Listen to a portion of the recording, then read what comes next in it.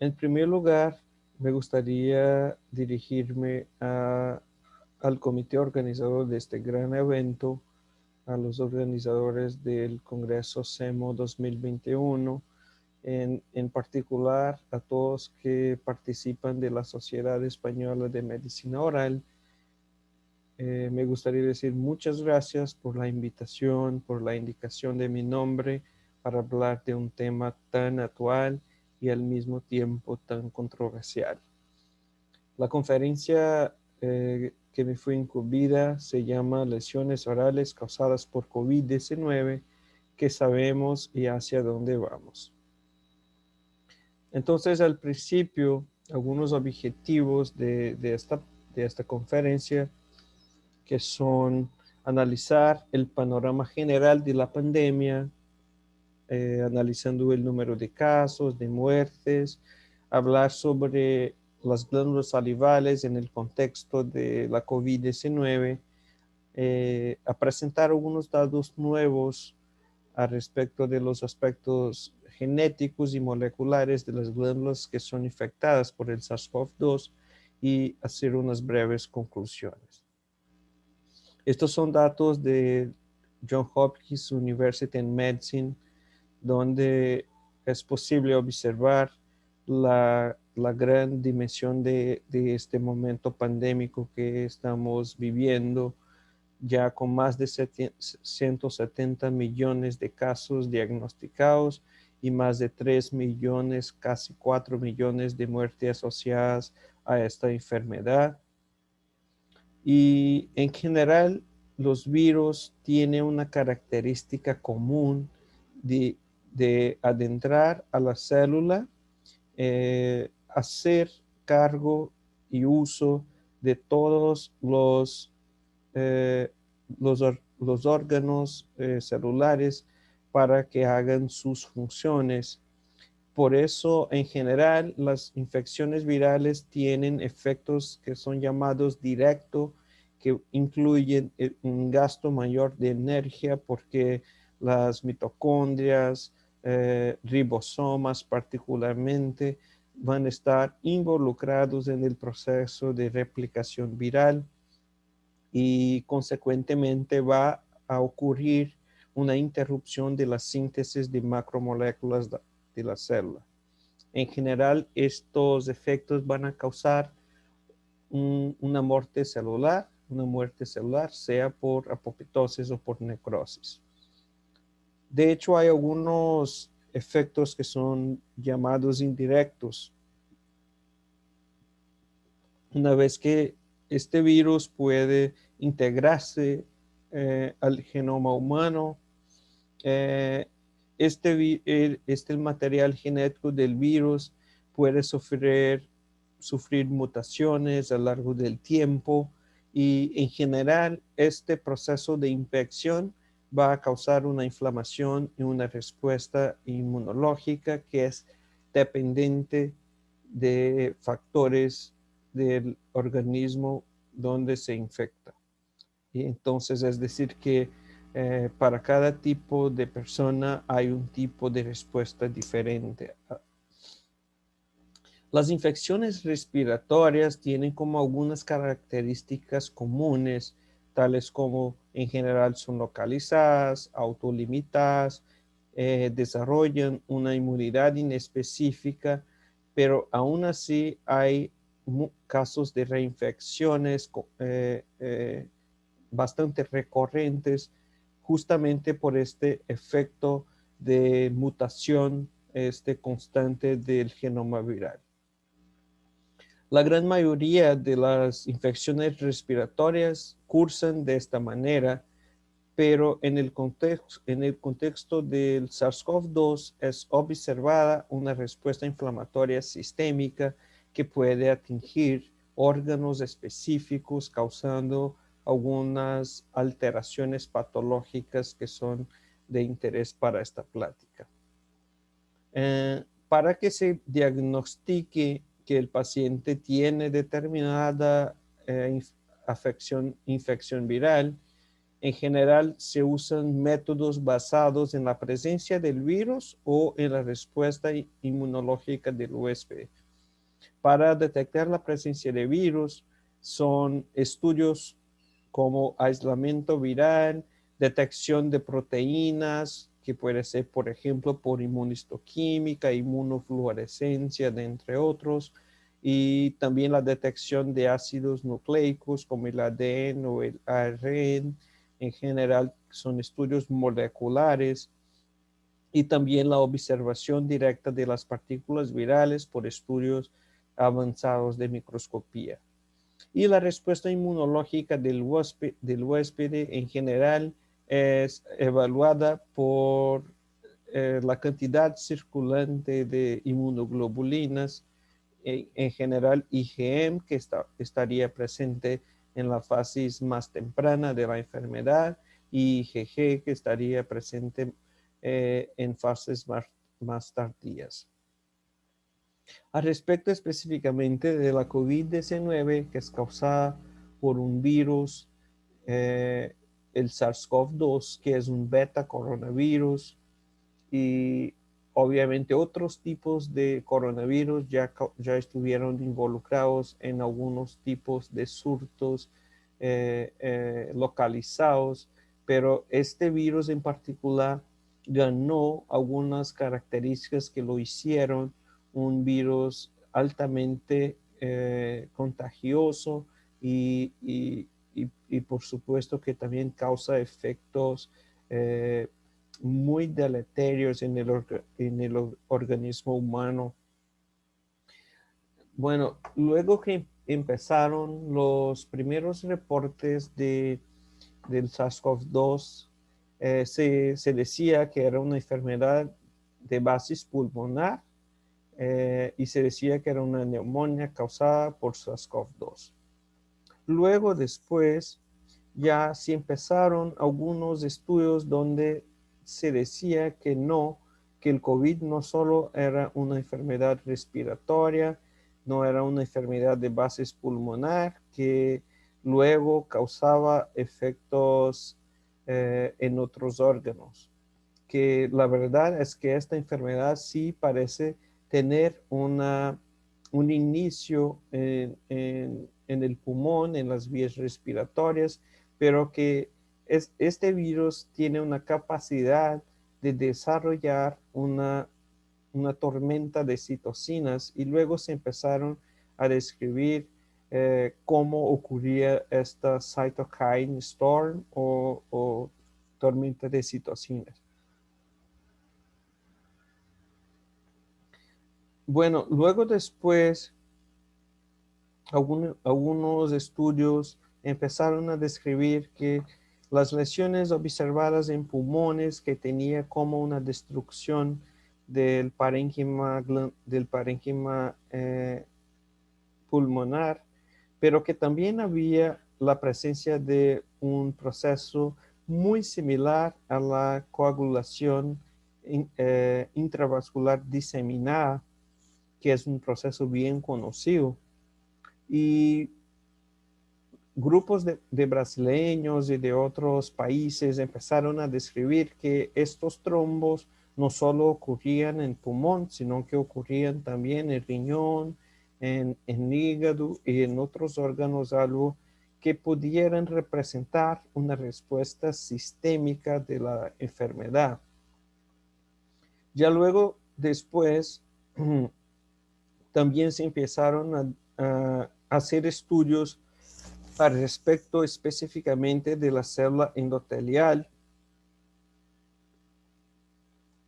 y se logró descubrir que la verdad, el COVID-19 se trata de una enfermedad vascular, de enfermedad sistémica con base vascular.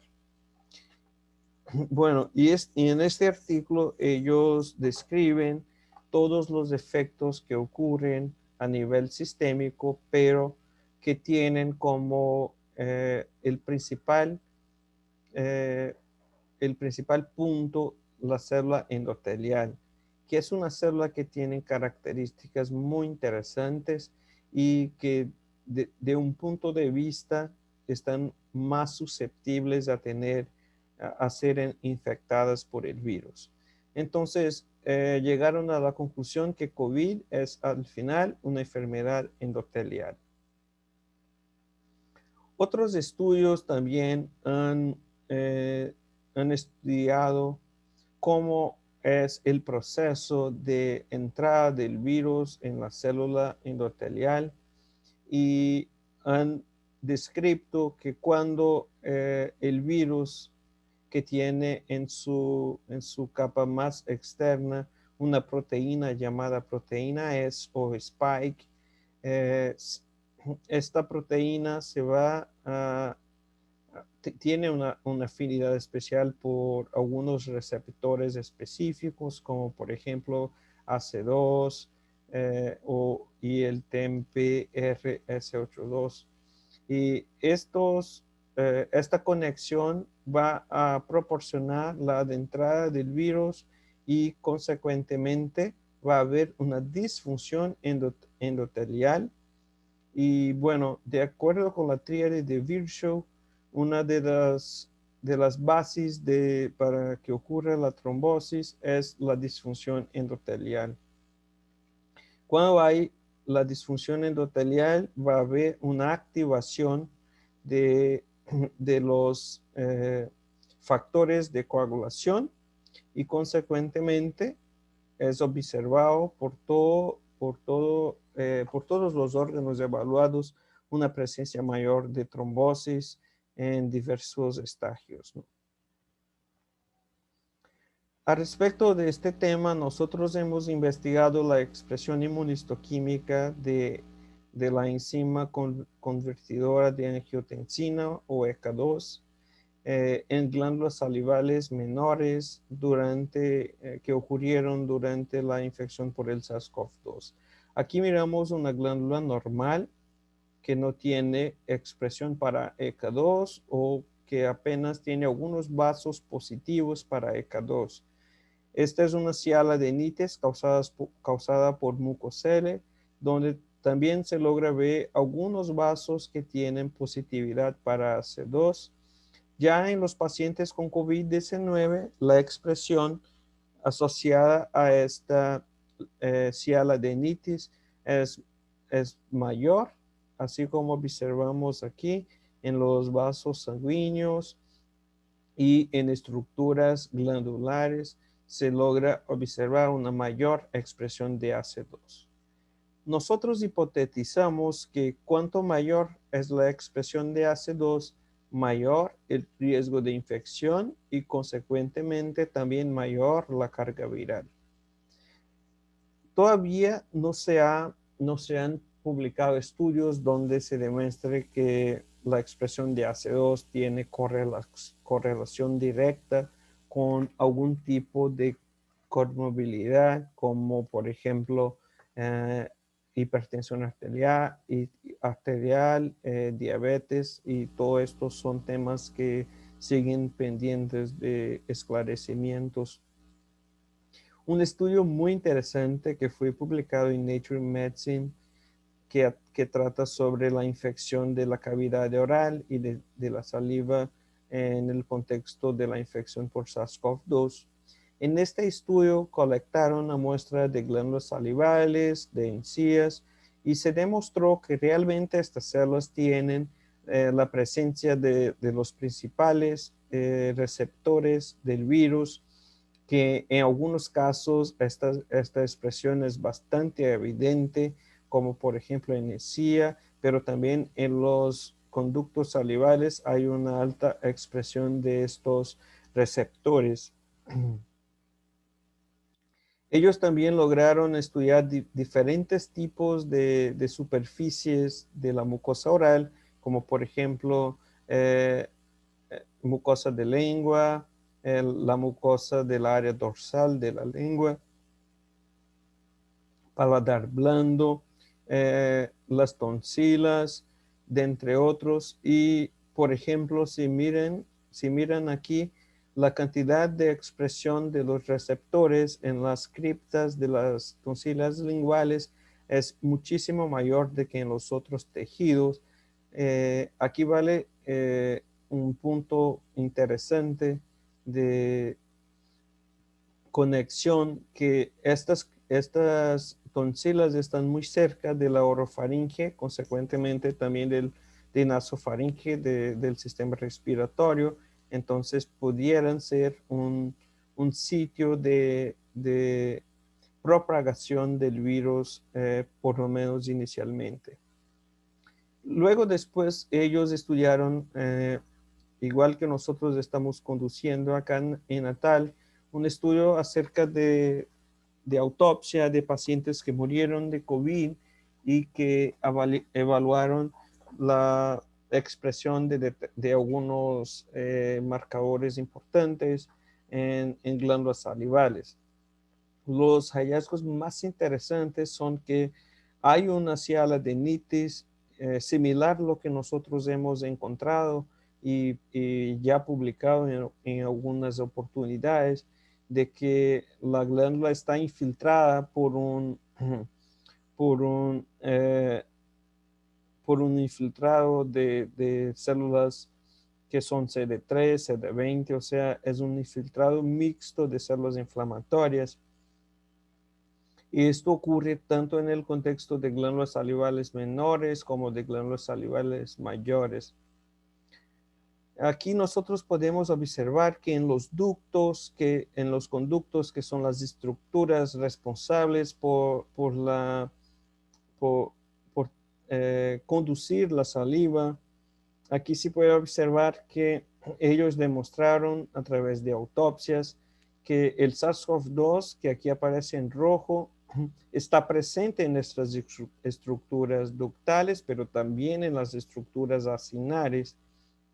Y estas células en general tienen una dupla información importante. Tanto tiene la presencia de la proteína Spike, como también tienen una mayor expresión de ECA2. Aquí es un estudio de autopsia en la glándula parótida, donde también se logra observar la cantidad de virus y la mayor expresión de ECA2.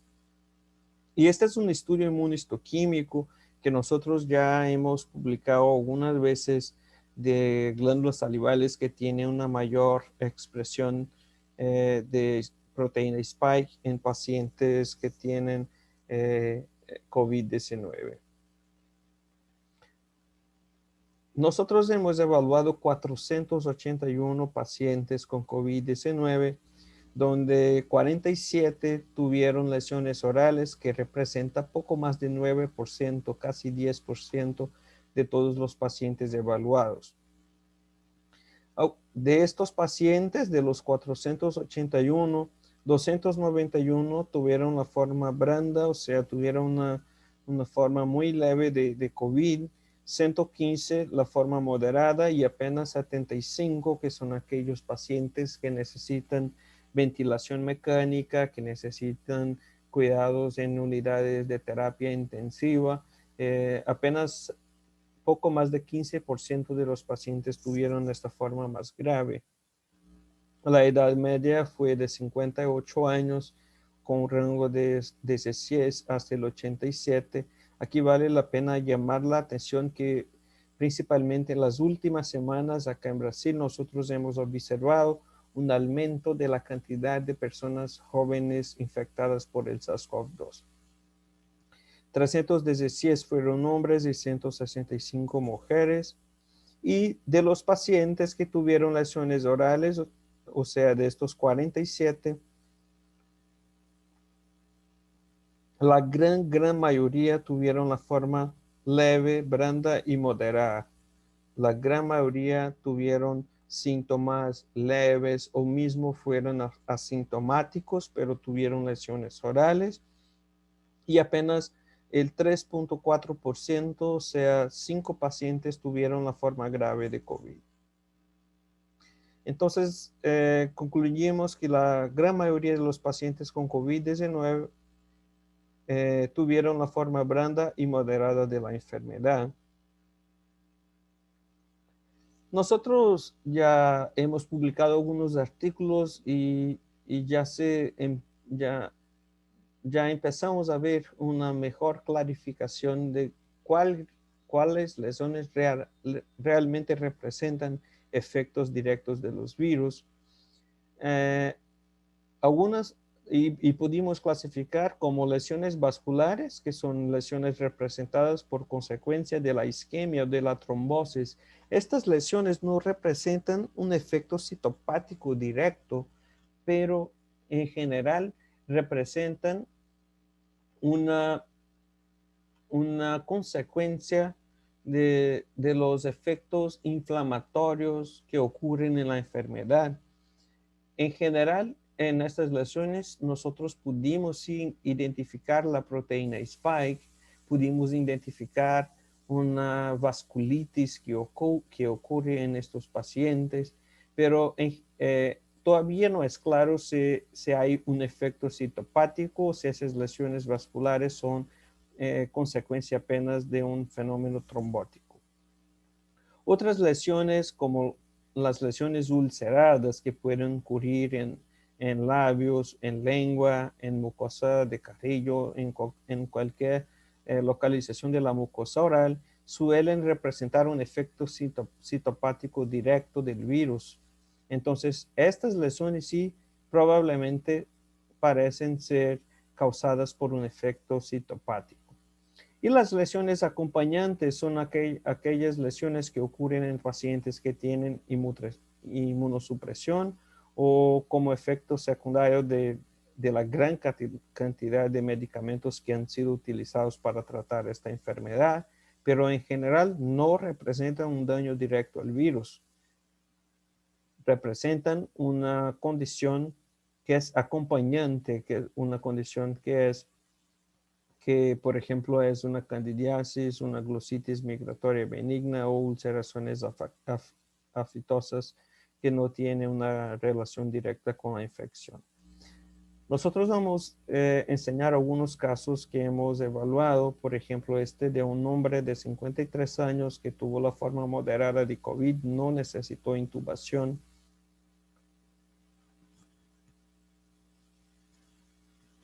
Y ustedes pueden mirar esta lesión equimótica en la lengua, en la base de la lengua, involucrando aquí también el azoide, involucrando también esa región de piso de boca. Esta lesión vascular tiene 10 días de evolución y el paciente fue sometido a una biopsia donde se demostró la gran cantidad de trombos que tenían diferentes tamaños y que también estaban en diferentes estadios. Aquí, por ejemplo, un trombo de fibrina, aquí ya un trombo con áreas de recanalización y mucha hemorragia. Esto probablemente ocurre porque estos pacientes que tienen coagulación intravascular diseminada pueden activar vías fibrinolíticas, por otro lado. Así, los efectos hemorrágicos también no son incomunes. Miren los hallazgos microscópicos de esta lesión donde se observa una vasculitis con necrosis fibrinoide de los vasos sanguíneos y realmente la gran cantidad de trombos y que tenían ya trombos más antiguos porque este paciente tuvo la lesión 10 días después del diagnóstico de COVID-19. Bueno, analizando estas áreas de vasculitis, podemos observar que algunos vasos ya sufrieron una necrosis total, pero los vasos adyacentes eran positivos para caspase 3, indicando ahí un proceso de apoptosis. La gran mayoría de los vasos son CD34 positivos y de 240 negativo, son negativos para podoplenina, así indicando que los vasos en general más afectados son los vasos sanguíneos y no los vasos linfáticos.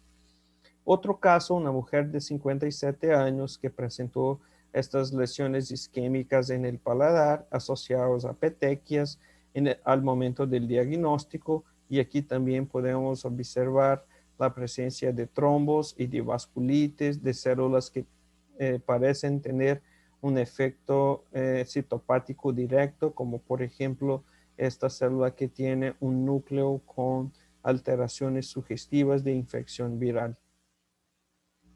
Otro caso de pacientes que tuvieron estas lesiones isquémicas asociadas a pequeñas áreas hemorrágicas. Esta paciente mujer de 32 años con diabetes e hipertensión, que también tuvo la forma blanda de COVID, presentó estas lesiones orales en el momento del diagnóstico y la biopsia, observen que hay áreas de células que son vacuolizadas, que tienen alguna alteración nuclear, y esta es la detección de la proteína Spike, donde se observa la expresión de la proteína Spike en casi todas las capas del epitelio, indicando que estas lesiones realmente pueden ser un efecto directo de la infección por el SARS-CoV-2.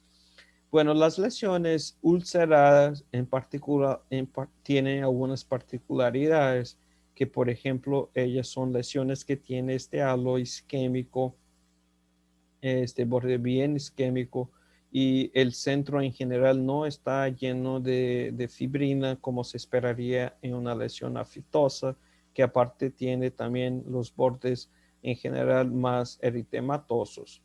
Este hombre de 61 años que también tenía diabetes e hipertensión y tuvo la forma moderada de COVID, tuvo esta úlcera 24 días después del diagnóstico, y en la biopsia observamos la gran presencia de trombos con vasculitis. Realmente parece ser un efecto común en estas lesiones.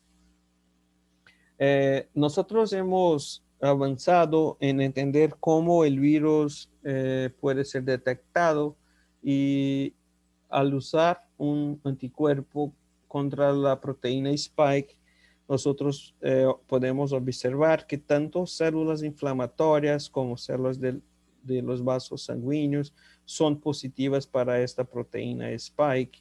Entonces, es decir, que estos datos realmente corroboran que COVID-19 al parecer es una enfermedad vascular y inflamatoria.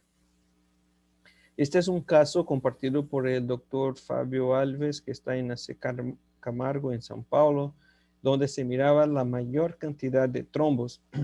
De todas las biopsias que yo he evaluado, esta era la que tenía la mayor cantidad de trombos, y esta es la expresión de la proteína Spike en las células endoteliales, en las células epiteliales, y este paciente también tuvo una gran expresión de la proteína Spike.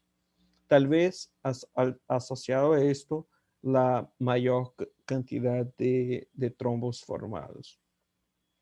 Nosotros tuvimos la oportunidad de publicar algunos casos en que se observaba lesiones hemorrágicas, úlceras, como les comenté anteriormente, que tiene este borde muy isquémico, y la presencia de trombos y de áreas hemorrágicas llamaban la atención.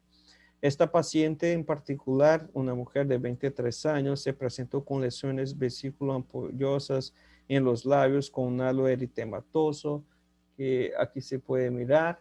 La evolución fue bien drástica con edema labial y de entre otros efectos causados por el virus. Se tomó una biopsia de glándulas salivales y se logra observar la cantidad de expresión de proteína Spike en las células acinares, pero también en células endoteliales y también en vasos sanguíneos. La paciente fue tratada con dexametasona, y ese es el día 8 después del tratamiento con corticosteroide. Lo que nosotros hemos observado es que realmente en los pacientes con COVID-19 hay ellos desarrollan una cialadenitis muy significativa con destrucción del parénquima glandular, y también la proteína Spike está presente no solo en las células acinares, pero también en células de los conductos y también en células endoteliales. Nosotros estamos desarrollando un estudio donde vamos a entender mejor el rol de las glándulas salivales en el contexto de COVID-19. Nosotros hemos estudiado 19 pacientes que murieron de COVID, 12 eran mujeres y 7 hombres.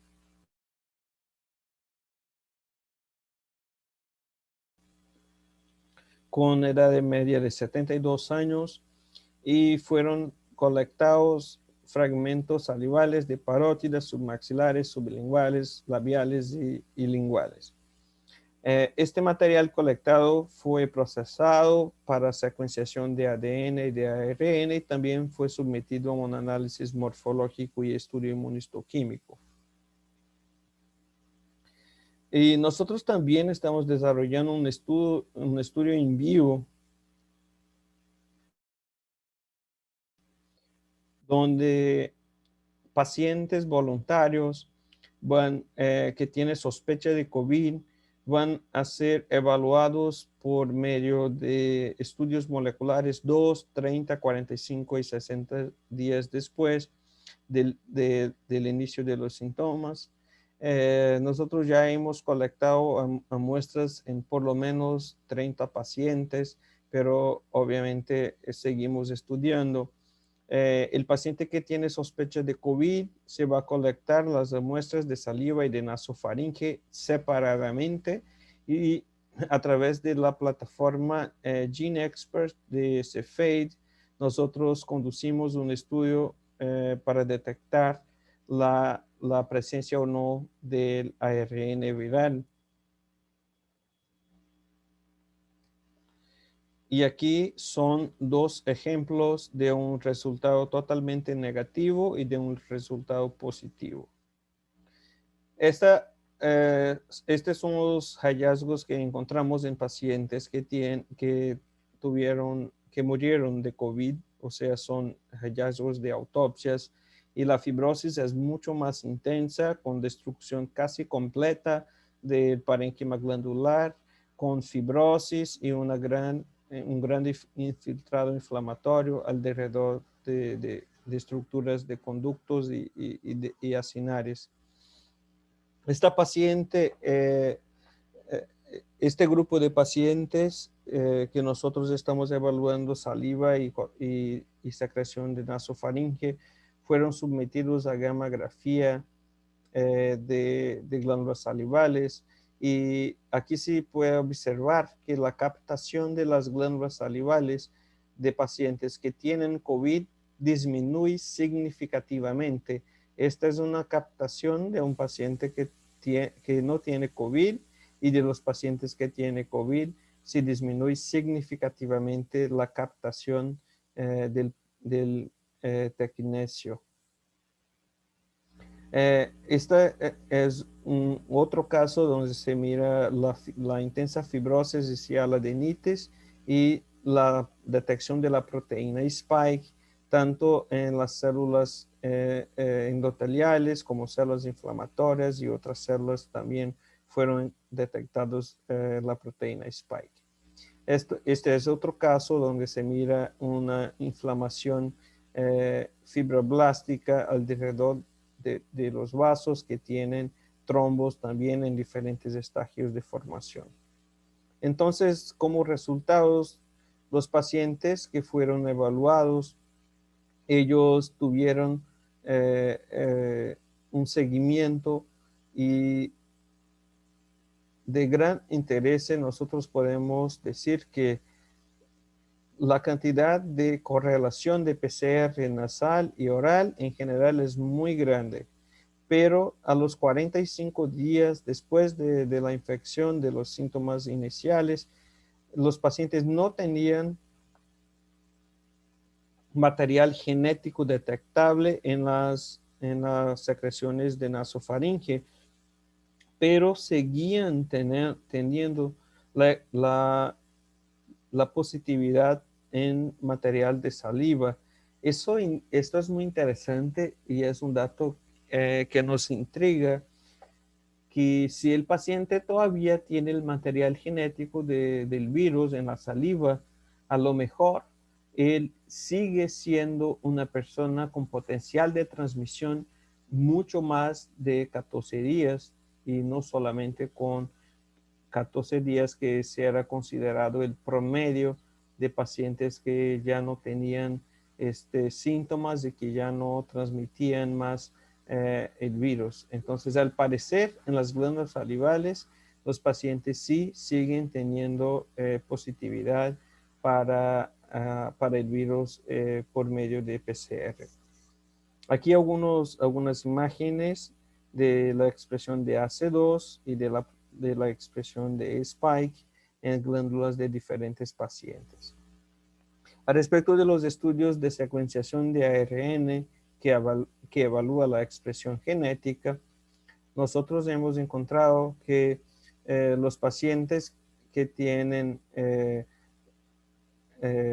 COVID severa o COVID seguida de muerte, estos pacientes tienen un perfil más inflamatorio. Hay una reducción de expresión genética de citoqueratina 7, o sea, asociada a una destrucción del parénquima glandular y consecuentemente a una mayor fibrosis. La infección por el SARS-CoV-2 activa en vías de angiogénesis y de inflamación, como podemos observar que el nivel de endoglina, que es una enzima asociada a formación de nuevos vasos, está muy baja en pacientes que tuvieron una COVID branda, pero en pacientes que tuvieron COVID severa está muy aumentado. A, Aparte de esto, la expresión genética de este gen que codifica la proteína COX-2 aumenta significativamente a lo largo de las clases de pacientes que tuvieron COVID. La hipoxia parece ser un factor importante en el desarrollo de cialodinitis post-COVID. Esto es muy interesante porque las glándulas normales y pacientes que tienen cialodinitis por otras causas prácticamente no tienen expresión de HIF, pero pacientes que tienen COVID sí tienen una mayor expresión de HIF-1 alfa y este gen está asociado al proceso de hipoxia celular. Entonces, la fibrosis, la cialodinitis, muy probablemente van a causar un fenómeno secundario en la glándula de hipoxia. Y todos estos procesos parecen tener una correlación directa con el aumento de fibrinógeno, que por su vez estaría asociada a una mayor capacidad de desarrollar trombosis. Y también nosotros estudiamos genes asociados a infección por SARS-CoV-2, como por ejemplo la proteína Spike, sus receptores, marcadores inflamatorios y mayor expresión de CD163, que es un marcador de la linaje macrofágica, y reducción de expresión de CD44, indica una infiltración por macrófagos y reducción de la actividad glandular. La mayor expresión de AC2 y TMP-RSS2 están aumentados en pacientes de COVID. Aquí sí habría de estudiar mejor si esto está asociado con la presencia de comorbilidades o no. Y la detección de ARN de la proteína Spike confirma la infección y confirma nuestros otros estudios donde hemos evaluado todos estos factores, ¿no?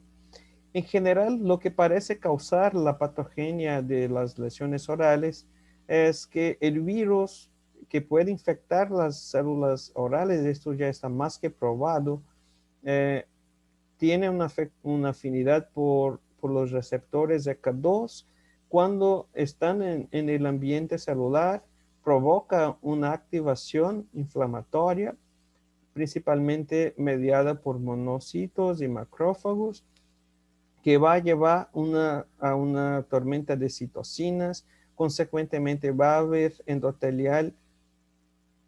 daño endotelial con activación de vías de factores de coagulación, formación de trombosis, y estos trombos cuando están ya establecidos van a activar en el endotelio procesos que son anticoagulantes. Por eso la mayoría de los pacientes ya presentan petequias o otros tipos o equimosis, lesiones secundarias a la trombosis. Entonces es un efecto tardío de todo este proceso que ocurrió antes. Eh, cuando buscamos en PubMed COVID en lesiones orales, encontramos ahí aproximadamente 85 resultados.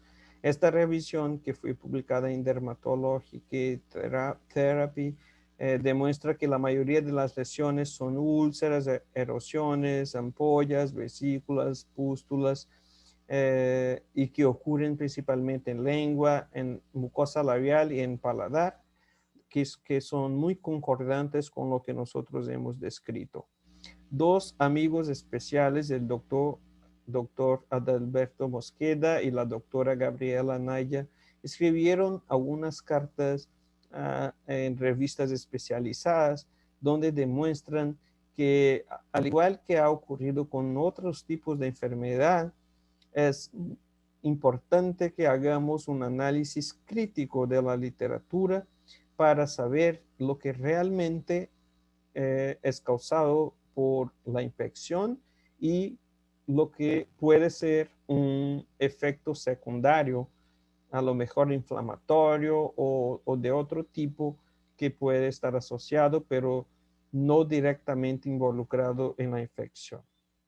Bueno, como conclusiones, es decir, que la infección por el virus SARS-CoV-2 afecta a las glándulas salivales, eso ya está más que probado, causando cialodenitis y fibrosis, lo que podría justificar la serostomía presentada por estos pacientes. Estos procesos son mejor comprendidos a partir de un punto de vista genético, donde se observa mayor expresión de marcadores de inflamación, de hipoxia y de angiogénesis. Nuestros hallazgos podrían explicar parcialmente algunas pruebas falsas negativas que utilizan solamente pruebas de nasofaringe o de saliva, visto que en algunos de nuestros resultados presentados, a veces el paciente era positivo para la secreción nasofaringe y negativo en la saliva, y el contrario también es verdad. Entonces, eh, al parecer, el mejor es colectar siempre de las dos áreas. Hay lesiones que son causadas por un efecto citopático, eso también ya está bien demostrado, y otras lesiones que son acompañantes y o secundarias. Bueno, en conjunto estos resultados plantean la posibilidad de que la cavidad bucal participe activamente en la transmisión del SARS-CoV-2. Sin embargo, nuevos estudios van a esclarecer muchas otras preguntas que todavía tenemos. No todo está establecido, sino seguimos aprendiendo, seguimos investigando y estudiando este tema que es tan intrigante y al mismo tiempo tan interesante. Me gustaría agradecer especialmente a nuestros pacientes que tan amablemente colaboraron para la difusión de conocimiento. Un agradecimiento especial a la Universidad Estatal de Campinas, donde soy egreso, al doctor Osli Páez de Almeida, que todavía ha colaborado mucho con nuestros estudios, al doctor Adalberto Mosqueda, que siempre también ha sido de gran valor para nuestras revisiones, para nuestras investigaciones, a la doctora Albina Altemane, al doctor Juan Carlos Hernández Guerrero, al doctor Román Carlos y a la doctora Gorete Carballo. Y por último, agradecer infinitamente a todos que componen la Sociedad Española de Medicina Oral por la invitación, por la oportunidad de difundir un poco de conocimiento y decirles que siempre estaré a la disposición, siempre que lo necesiten, y que seguimos estudiando este tema que realmente es desafiador y al mismo tiempo es un tema que todavía no ha cerrado. todas las preguntas que tenemos. Así, muchas gracias al comité organizador de este evento y espero que podamos encontrarnos en breve, en la mayor brevedad. Muchas gracias.